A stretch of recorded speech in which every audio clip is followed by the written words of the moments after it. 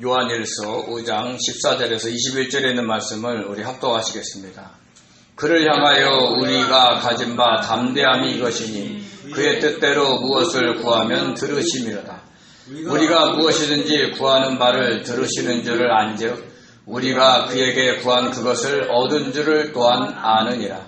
누구든지 형제가 사망에 이르지 아니하는 죄 범하는 것을 보거든 구하라. 그리하면 사망에 이르지 아니하는 범죄자들을 위하여 그에게 생명을 주시리라. 사망에 이르는 죄가 있으니 이에 관하여 나는 구하라 하지 않노라. 모든 불의가 죄로 돼 사망에 이르지 아니하는 죄도 있도다. 하나님께로부터 난 자는 다 범죄하지 아니하는 줄 우리가 아노라. 하나님께로부터 나신 자가 그를 지키심에 악한 자가 그를 만지지도 못하느니라. 또 아는 것은 우리는 하나님께 속하고 온 세상은 악한 자 안에 처한 것이며 또 아는 것은 하나님의 아들이 이르러 우리에게 지각을 주사 우리로 참된 자를 알게 하신 것과 또한 우리가 참된 자 곧 그의 아들 예수 그리스도 안에 있는 것이니 그는 참 하나님이요 영생이시라.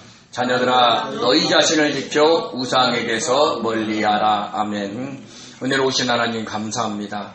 주님께서 오늘도 귀한 말씀이 선포되는 시간에 함께하여 주시고 모든 어둠이 물러가게 하시고 저희들의 성도님들 심령을 여시고 아버지 하나님의 귀한 말씀이 심겨져서 아버지 저희들이 살아가는데 큰 성령의 능력이 아버지 일어나는 밑거름이 될 수 있도록 축복하여 주시옵소서. 감사하며 예수님의 이름으로 기도드립니다. 아멘. 오늘부로 요한일서가 마칩니다. 요한일서는 다른 책과는 좀 달리 굉장히 논리정연하게 순차적으로 진행되기보다는 어떤 한 주제를 가지고 계속해서 반복적으로 설명을 합니다. 어떨 때는 요한일서를 읽다 보면 사도 요한이 그냥 안타까워서 또 분노해서 뭔가를 강조하기 위해서 자꾸 얘기하는 것처럼 보여요. 그래서 앞에 하나님과 사귀어라, 또 형제를 사랑해라, 또 영을 분별해라 이런 말들이 계속해서 반복해서 나옵니다. 그래서 저변에 깔려 있는 것들이 뭐냐면 요한일서는 그 이단에 대해서 굉장히 주의하고 경계할 것을 이야기하고 있다는 것을 잊지 마시기 바랍니다. 그래서 설교하는 저도 또 듣는 성도님들도 굉장히 어려우셨을 것 같습니다. 그렇지만 그 내포하고 있는 그 뜻을 잘 이해하시면 이 요한일서를 통해서 오늘날 이단들이 반응하고 있는 이 시대에 우리가 어떻게 살아가야 할 것인가 큰 교훈을 얻게 될 줄 믿습니다. 아멘. 이 세상에서 가장 무서운 죄는 살인일 것입니다. 다른 사람의 생명을 빼앗는 것이니까요. 그래서 우리는 연쇄살인범을 경멸하면서도 무서워합니다. 그 외에도 생명까지는 아니라 할지라도 다른 사람의 삶 자체를 망가뜨리는 범죄들도 많습니다. 이런 범죄들은 이 땅에서의 삶을 망가뜨리고 생명을 빼앗는 것입니다. 그러나 기독교의 입장에서 보면 이런 범죄들보다도 더 악한 범죄가 있습니다. 그것은 이단들이 일어나 성도들을 유혹하는 것입니다. 그들의 범죄는 외견상으로는 살인과 같은 악한 범죄는 아니라 할지라도 육신의 삶뿐만 아니라 영까지 멸망으로 끌고 가기 때문에 그 일 자체가 악한 것입니다.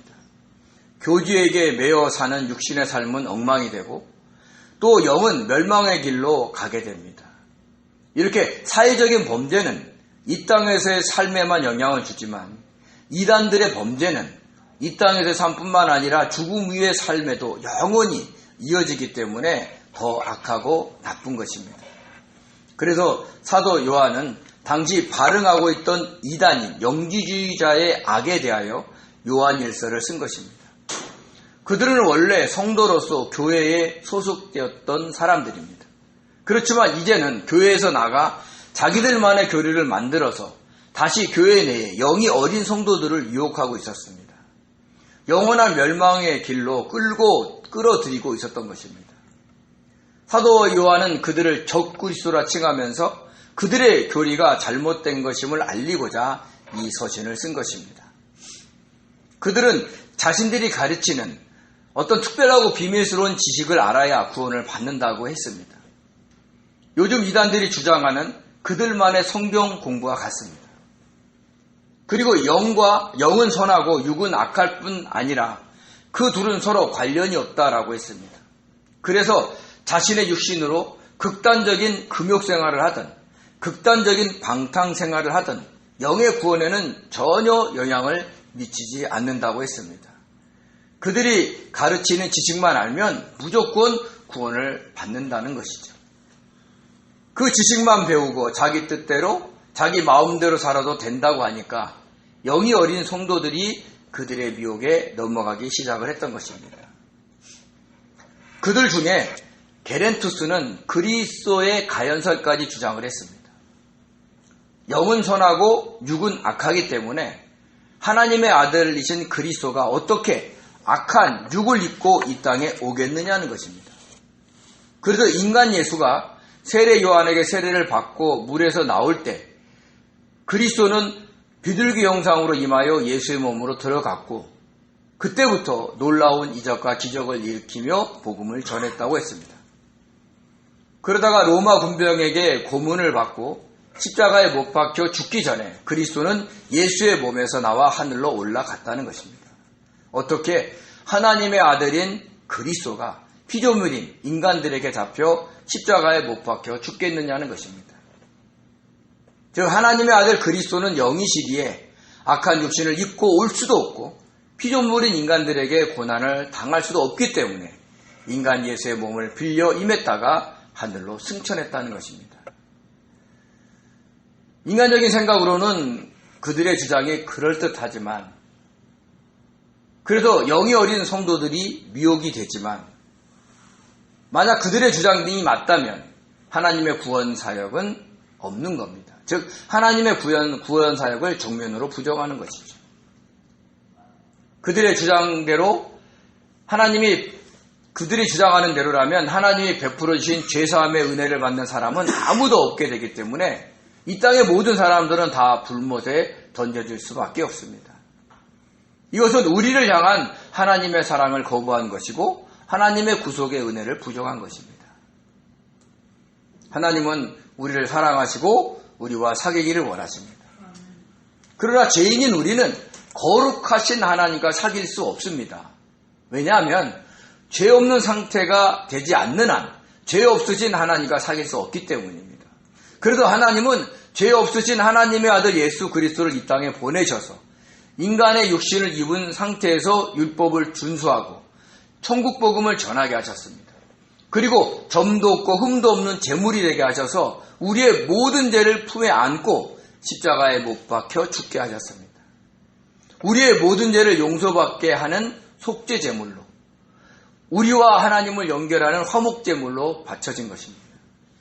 이 단번에 드린 제사로 인해 우리의 모든 죄에 대한 책임이 우리에게서 없어졌습니다. 거룩한 자가 된 것입니다. 그래서 거룩하신 하나님께 나아가 그분과 화목하게 사귈 수 있게 된 것입니다. 그러나 영지주자의 교리는 이런 하나님의 사랑과 은혜를 거부한 것입니다.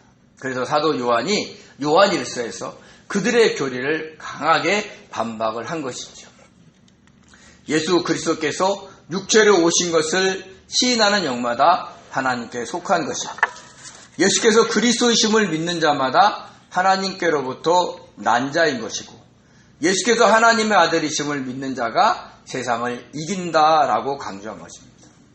왜냐하면 하나님의 아들이신 예수 그리스도가 육신을 입고 이 땅에 오시지 않았다면 하나님의 구원 사역은 이루어지지 않았기 때문입니다.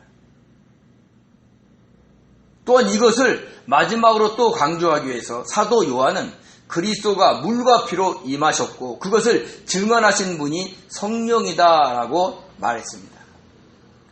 물로 임하셨다는 것은요, 요단강에서 세례 요한에게 세례를 받으신 것을 의미하고 이것은 하나님의 구속사역의 시작을 알리는 것이었습니다. 또 성령이 비둘기같이 내려 그것을 증거하셨습니다. 피로 임하셨다는 것은 십자가에 못 박혀 많은 피를 흘렸다는 것을 의미하고 이것은 하나님의 구속사역의 마침과 완성을 알리는 것이었습니다. 그리고 부활 승천하신 주님께서 다른 보혜사인 성령을 보내셔서 오순절날 마가다락방에서 기도하고 있던 120명의 제자들에게 임하게 하셔서 그것을 증거하셨습니다. 성령이 하나님의 구속사역의 시작과 완성을 증거하신 것입니다. 그래서 하나님의 아들 예수 그리스도가 육체로 와서 세례를 받으시고 우리의 모든 죄를 사하기 위해 십자가에 못 박혀 죽은 것을 믿는 자에게는 그 예수 안에 있는 영원한 생명이 있게 된 것입니다. 그래서 저와 여러분 안에 그 생명이 있는 것입니다. 그것을 알리기 위해서 사도 요한이 요한일서를 쓴 것이다 라고 했습니다. 이것은 이 땅에서 자기 마음대로 살고 싶어서 영지주의자의 말에 현혹되어 멸망의 길로 가는 것이 말이 되냐라고 책망하는 것입니다. 그들은 결국 성도들의 죄를 사하시기 위해 육체로 오신 예수 그리스도를 믿지 못하게 하여 성도 안에 주어진 예수의 생명을 소멸시키려고 한다는 것을 왜 알지 못하느냐고 책망하는 것입니다. 자기 마음대로 사는 것보다 하나님의 통치를 받으며 그분과 사귀며 사는 것이 얼마나 큰 복인가를 왜 모르냐고 연이어서 책망을 하는 것입니다. 사실 사람들은 자기가 원하는 것을 바라고 그것을 얻기 위해서 신에게 기도를 합니다. 돈이 필요해서, 자녀의 문제를 위해서, 몸의 건강을 위해서, 직장 동료와 이웃과의 관계를 위해서, 직장만을 위해서, 사업의 번창을 위해서 등등 수많은 일과 사람들과의 관계에 대해 자기가 원하는 대로 되기를 바라면서 기도합니다.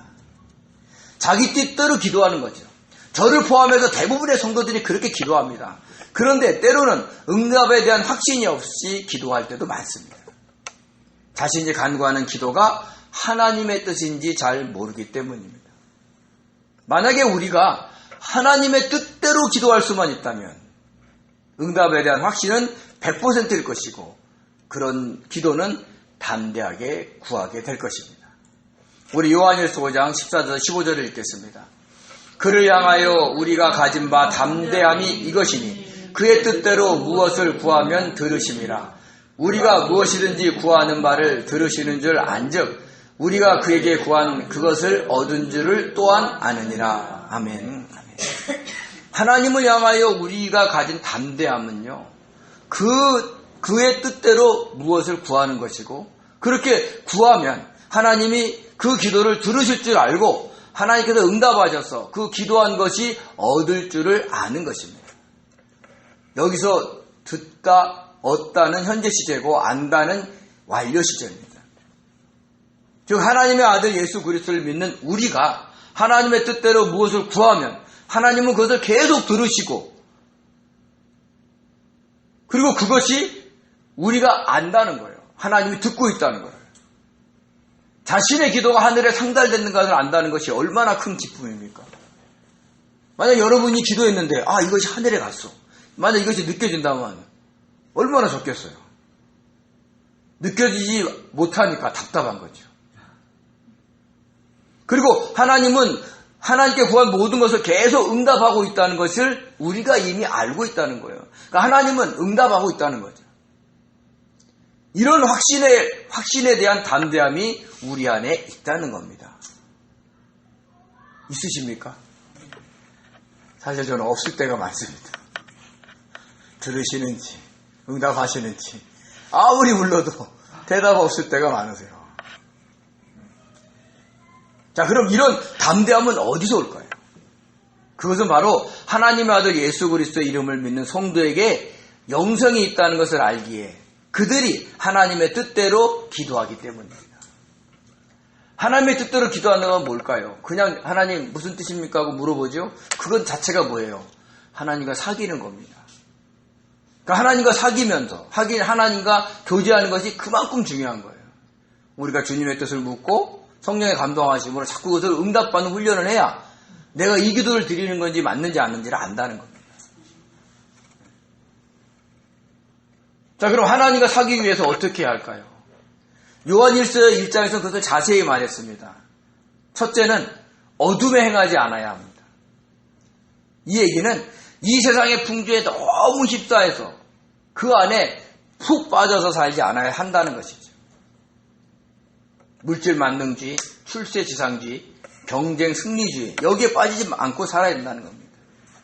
둘째는 자신의 죄를 자복해야 한다라고 했습니다. 우리는 완전한 자가 아닙니다. 죄를 짓습니다. 근데 우리는 이미 죄사함을 받은 자입니다. 근데 어떨 때 그 죄사함의 은혜가 우리에게 입혀지냐면 우리가 죄를 자복할 때인 겁니다.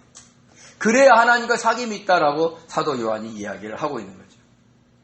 셋째는 뭐냐? 우리가 죄를 지을 수밖에 없는 연약한 존재라는 것을 시인하고 우리의 대언자이신 예수님의 은혜를 구해야 한다는 것입니다. 이렇게 사도 요한은 1장에서 이것을 잘 설명하고 있습니다. 그러면 우리를 위해 하늘에서 중보하고 계시는 주님의 구속의 은혜로 인해서 우리의 모든 죄가 없어져서 하나님과 사귈 수 있게 되고 그러면 하나님의 뜻대로 기도할 수 있게 되고 무엇인지 구하는 대로 다 응답받을 수 있다라는 말씀입니다. 지금 우리가 기도의 응답을 받지 못하는 것은 주님의 뜻대로 구하지 않고 자기 뜻대로 구하기 때문일 수도 있으므로 응답이 없을 때는 그 기도를 하고 있는 자신의 의도가 무엇인지를 한번 살펴보는 것이 지혜입니다. 내 뜻인지 주님의 뜻인지 분별해 보는 것이죠. 이렇게 사도 요한은 요한일서에서 하나님과 주님 앞에 우리가 담대하게 나아가는 것을 여러 번 강조하고 있다는 것을 아셔야 되는 거죠. 먼저는 주 안에 거하면 주님께서 재림하시는 날 담대하게 나가게 될 것이라고 강조를 했습니다. 둘째는 형제를 사랑함에 있어 우리 마음에 책망할 것이 없으면 하나님 앞에 담대함을 얻고 무엇이든지 구하는 것을 받는다라고 강조를 했습니다. 셋째는 하나님이 우리를 사랑하시는 것을 알고 우리도 하나님을 사랑함으로 그 사랑 안에 거하면 심판날에 담대함을 가지게 될 것이다 라고 강조를 했습니다. 넷째는 바로 오늘 본문 말씀인데요. 하나님의 아들 예수 그리스도의 이름을 믿는 우리에게 영생이 있음을 알고 하나님 앞에 담대히 나가 하나님의 뜻대로 구하면 다 얻게 될 것이다 라고 강조를 했습니다. 여기 나와 있는 사도 요한이 강조한 이 네 구주를 분석해보면 두 가지로 요약할 수 있습니다. 그것은 주께서 재림하시는 날 담대하게 나가는 것과 하나님께 담대하게 나가 하나님의 뜻대로 구하는 것을 다 얻게 된다라는 말씀입니다. 즉 이 땅에서 하나님의 뜻대로 구하여 모두 응답받는 것과 최후의 심판날에 담대하게 주님 앞에 나가는 것이 중요하다라는 것을 강조하는 겁니다. 하나님의 뜻대로 구한다는 것은요, 하나님을 사랑하면서 친밀하게 사귀는 것을 전제하는 것이고 하나님을 사랑한다면 당연히 다른 형제들도 사랑하는 것이 전제되어 있어야 하는 겁니다. 왜냐하면 하나님을 진심으로 사랑한다면 형제를 미워할 수 없기 때문입니다. 그런데 하나님을 사랑한다면서도 형제를 미워할 수 있는 것이 저와 여러분입니다. 실제가 그래요. 하는 말과 행동이 마음에 안 드는데 어떻게 합니까? 저절로 미워지는데 어떻게 합니까? 우리의 능력으로 우리 어떤 걸 할 수가 없어요. 그럴 때 주님께 자신의 그 마음을 그대로 고백하면서 그 형제를 품고 이해할 수 있게 해달라고 성령의 도우심을 구해야 합니다. 괜히 자기가 무지 선한 것처럼 마음이 넓은 것처럼 그 형제를 품었다가는 오히려 나중에 더 큰 미운 마음을 가질 수 있게 되는 거죠. 내가 그동안 참고 참았는데 이제 도저히 못 참겠다. 내 너 얼굴을 꼴도 보기 싫다 이러면서 관계를 끊을 수도 있는 겁니다. 그러므로 우리의 능력으로 형제를 품지 마시고 성령께서 역사하셔서 형제를 품고 이해할 수 있게 해달라고 기도해야 합니다. 그럼 당장 되느냐? 아니에요. 그런 기도가 쌓이고 쌓여서 하나님의 응답이 떨어질 때, 즉 하나님의 때가 되면 우리가 저절로 그렇게 되는 거예요. 우리가 미워하는 사람, 싫어하는 사람이 주변에 있지요. 마음에 안 드는 사람이 있죠. 근데 만약에 우리가 전쟁터에서 그분과 둘만 살았다. 그럼 미워할까요? 아니면 사랑스러울까요? 네. 쏴 죽여버려요?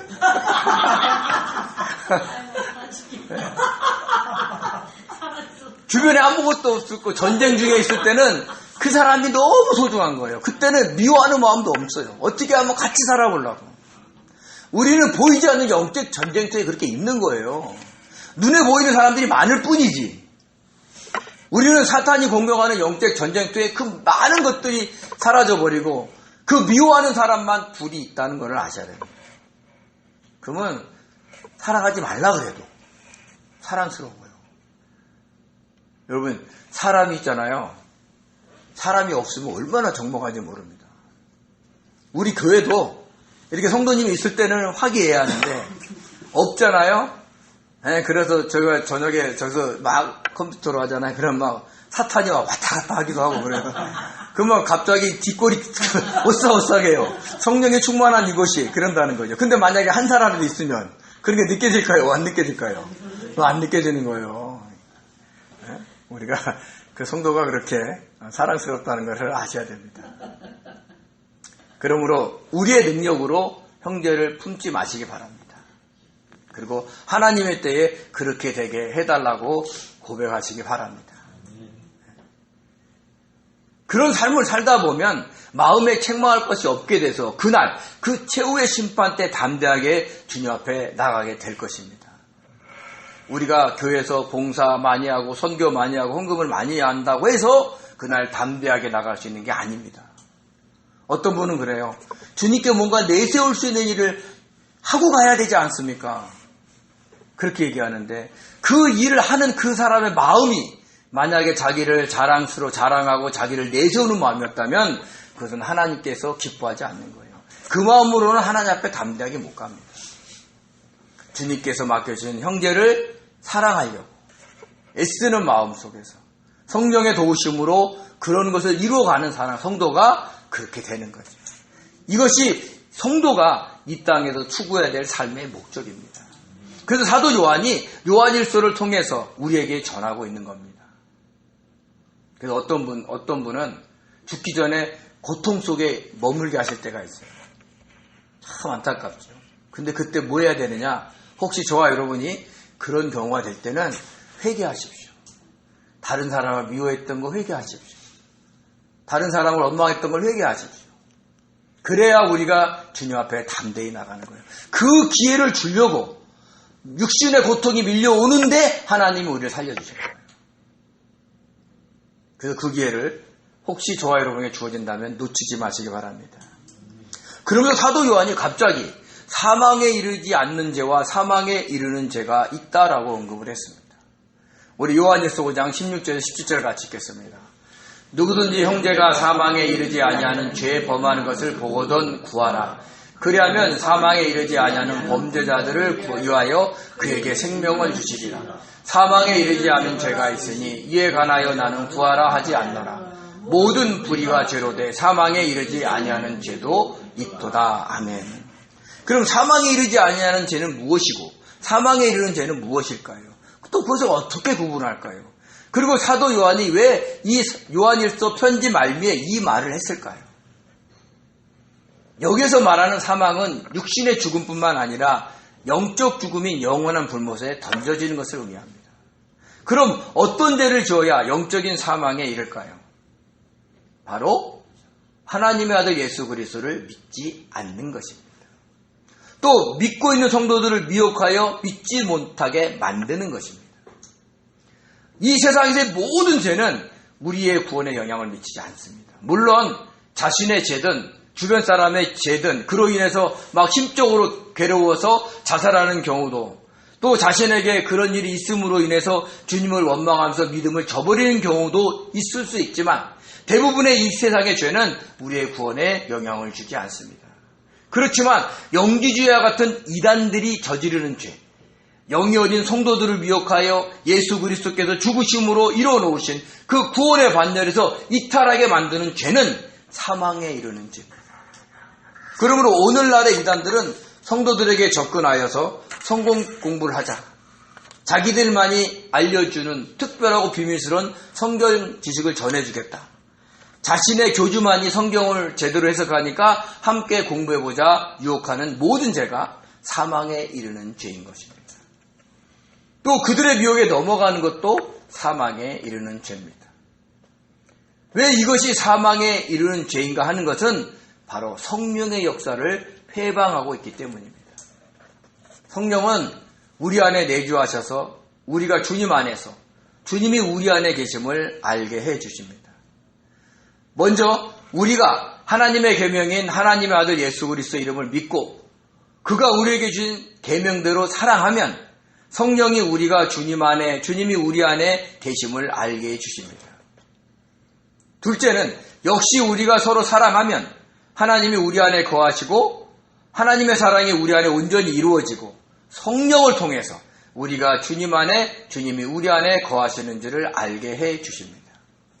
셋째도 성령을 통해서 물과 피로 임하신 주님을 알게 하셔서 우리로 하여금 믿음을 잃지 않게 해 주십니다. 자, 이런 성령의 역사를 부정하고 모독하는 것이기에 사망에 이르는 죄입니다. 주님께서도요, 이 성령의 역사를 모독하고 회방하는 것이 용서받지 못할 죄라라고 경고하셨습니다. 우리 마태복음 12장 31절에서 32절 같이 읽겠습니다. 그러므로 내가 너희에게 이르노니 사람에 대한 모든 죄와 모독은 사하심을 얻되 성령을 모독하는 것은 사하심을 얻지 못하겠고 또 누구든지 말로 인자를 거역하면 사하심을 얻되 누구든지 말로 성령을 거역하면 이 세상과 오는 세상에서도 사하심을 얻지 못하리라. 아멘. 이것이 사망에 이르는 죄입니다. 모독의 플라스페미아는요, 비방, 중상, 모독, 회방이라는 뜻이 있습니다. 사람에 대한 죄와 모독은 그것이 말로 인자이신 주님을 거역하는 것이라 할지라도 사함을 얻을 수 있지만 성경을 모독하고 회방하는 것은 사하심을 얻지 못한다라는 말씀입니다. 사실 그 당시에 바리새인이 보기에 주님이 영이십니까? 사람입니까? 사람이죠. 그래도 그 사람을 보고 거역할 수 있다는 거예요. 그것은 사함을 받을 수 있다는 거죠. 그런데 성령의 역사를 말로 모독하는 것은 사하심을 받지 못한다고 분명하게 이야기를 하신 겁니다. 그럼 왜 주님께서 이런 말씀을 하셨을까요? 당시 사람들이 귀신 들려서 눈 멀고 말 못한 사람을 데리고 왔습니다. 그래서 주님께서 그걸 고쳐주셨습니다. 그런데 그 광경을 보고 사람들이 주님을 향해서 이는 다윗의 자손이 아니냐라고 웅성웅성거리기 시작했습니다. 즉 메시아가 아니냐라고 말한 겁니다. 그 소리를 듣고 바리새인들이 화가 나서 귀신의 왕 바알세불을 힘입어 귀신을 쫓아낸 것이라 라고 이야기를 했습니다. 그들의 말은 하나님의 성령의 역사를 귀신의 왕의 역사로 모독을 한 겁니다. 그래서 주님께서 자신이 그를 고쳐준 것은 성령의 역사하심으로 된 것이다 라고 말씀을 하셨습니다. 우리 전 구절인데 마태복음 12장 28절을 같이 읽겠습니다. 그러나 내가 하나님의 성령을 힘입어 귀신을 쫓아내는 것이면 하나님의 나라가 이미 너희에게 임하였느니라. 아멘. 주님이 그 말 못하고 눈먼 사람을 쫓아내신 것이 뭘로 인해서? 하나님의 성령을 인해서 쫓아냈는데 그걸 누구의 역사라고요? 귀신의 역사다고 모독을 하니까 너희들은 사함을 받지 못한다라고 이야기를 하신 겁니다. 더군다나 이 말을 하면서 하나님의 나라가 현재 임했다라는 사실까지도 말씀해 주셨습니다. 그래서 주님이 하신 말씀은 성경을 모독하면 사하심을 얻다라는 것을 강조한 겁니다. 이렇게 하나님의 영이며 그리스도의 영이신 성령의 역사하심은 주님이 부활 승천하신 후 큰 역할을 했습니다. 특히 성령은 하나님께서 창세전에 택하신 자를 부르십니다. 저와 여러분이 교회에 나오고 예수님을 믿는 것도 우리 안에 임하신 성령께서 부르셔서 온 겁니다.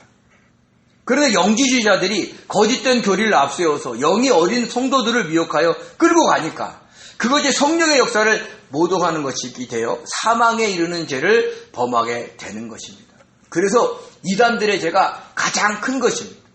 통일교, 하나님의 교회, 신천지, JMS, 여호와 증인 등이 저지르는 죄는 사함을 얻지 못하는 큰 죄입니다. 그래서 사도 요한은 사망에 이르는 죄를 범하는 자를 위하여 구하라 하지 않겠다라고까지 말을 한 것입니다. 그렇다면 저와 여러분도 이단에 빠져있는 자를 위해서 기도해야 할까요? 하지 말아야 할까요? 그래도 우리는 해야 합니다. 사도 요한은 당시 영지주의자들이 영이 어린 성도들을 미혹하는 것이 미워서 그런 말을 했지만 우리는 이단에 빠져있는 자를 위해서 기도해야 됩니다. 사도 요한도 구하라 하지 않겠다라고 했지, 완곡하게 표현을 한 것이지 절대로 구하면 안 돼라고 강조하진 않았습니다.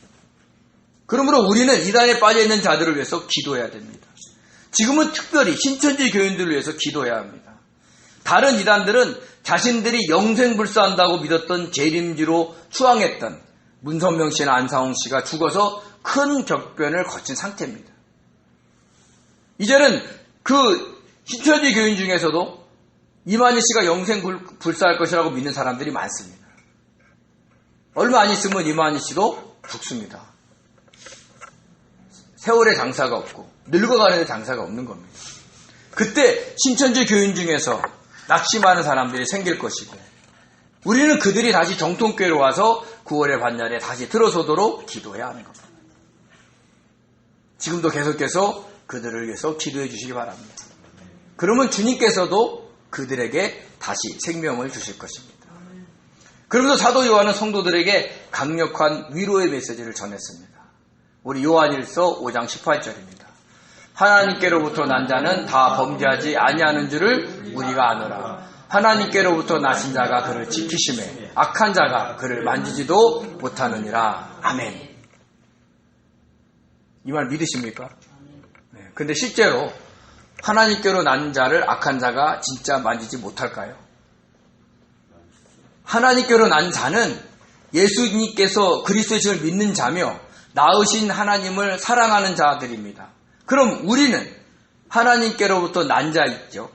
근데 악한 사탄이 우리를 만지지도 못하고 있나요? 만지지도 못해 주물러 터뜨리고 있어요. 네?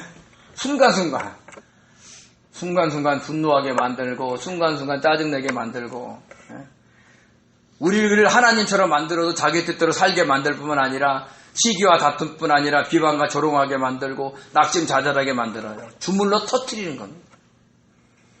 근데 왜 이런 말씀을 하셨을까요?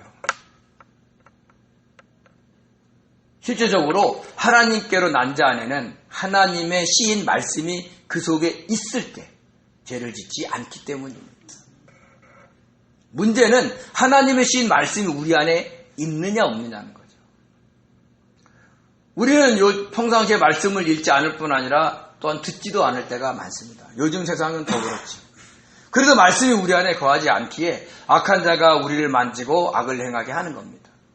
만약에 우리 안에 말씀이 거하여 생각나게 한다면 하나님께로도 나신 자인 주님께서 성경을 통해 지키시기 때문에 어떤 악한 자도 우리를 건들지 못하는 거예요. 그러므로 항상 말씀을 듣고 읽어야 할 뿐만 아니라 그 말씀 자체이신 주님을 늘 생각하면서 주님의 뜻을 묻고 그분의 뜻대로 살아가야 하는 겁니다. 그래야 악한 자가 우리를 건드리지 않는 거예요. 그리고 사도 요한은 우리가 알아야 할 두 가지를 더 강조했습니다. 우리 19절에서 20절입니다. 또 아는 것은 우리는 하나님께 속하고 온 세상은 악한 자 안에 처한 것이요. 또 아는 것은 하나님의 아들이 이르러 우리에게 지각을 주사 우리로 참된 자를 알게 하신 것과 또한 우리가 참된 자 곧 그의 아들 예수 그리스도 안에 있는 것이니 그는 참 하나님이요 영생이시라. 아멘. 그러니까 우리가 어디에 속했다고요? 하나님께 속했습니다. 그리고 악한 자가 통치하는 이 세상의 풍조에 너무 휩싸여 살지 말라라고 얘기를 하는 거예요. 그리고 예수 그리스도께서 육신을 입고 오셔서 구원 사역을 이루시면서 우리에게 지각을 주셔서 참된 자이신 하나님을 알고 우리가 참된 자이신 하나님 아들 예수 그리스도 안에 있을 뿐 아니라 영생을 가지고 있다는 사실을 알려줬다는 거예요. 그것을 알으라는 거예요. 이것이 큰 행복입니다. 저와 여러분에게는 지금도 영생이 있습니다. 그걸 믿으시기 바랍니다. 그러면서 사도 요한이 마지막으로 부탁하는 것이 뭐냐?